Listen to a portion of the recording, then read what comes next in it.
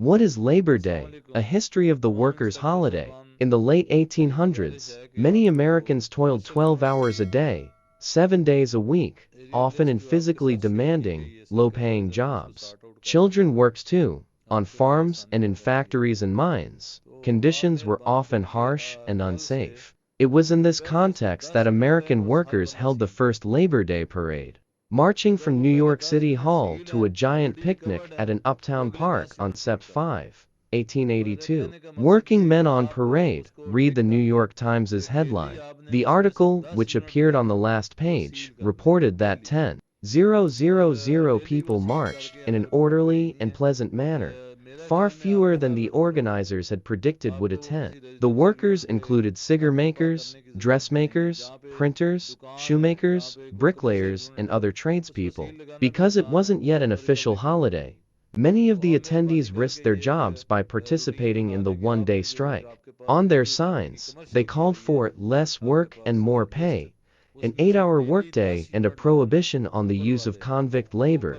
They were met with cheers. The American labor movement was among the strongest in the world at the time, and in the years that followed, municipalities and states adopted legislation to recognize Labor Day. New York did so in 1887, and the Times reported that that year's parade was larger than ever, even amid political tension over the role of socialist groups. Parks, shops and bars in the city were full. The barrooms were never more resplendent, the Times wrote.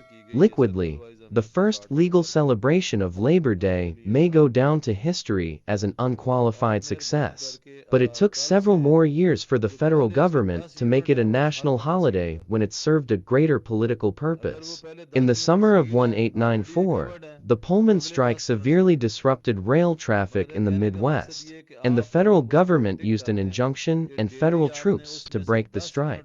It had started when the Pullman Palace Car Company lowered wages without lowering rents in the company town, also called Pullman. It's now part of Chicago. When angry workers complained, the owner, George Pullman, had them fired. They decided to strike, and other workers for the American Railway Union, led by the firebrand activist Eugene V. Debs, joined the action. They refused to handle Pullman cars, bringing freight and passenger traffic to a halt around Chicago. Tens of thousands of workers walked off the job.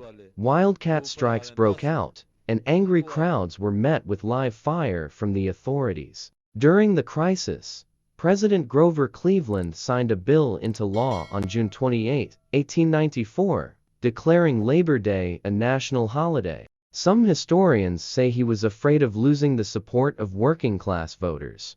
There were many political advantages at that moment to provide recognition for Labor Day, said Joshua B. Freeman, a distinguished professor of history at Queens College and the City University of New York Graduate Center.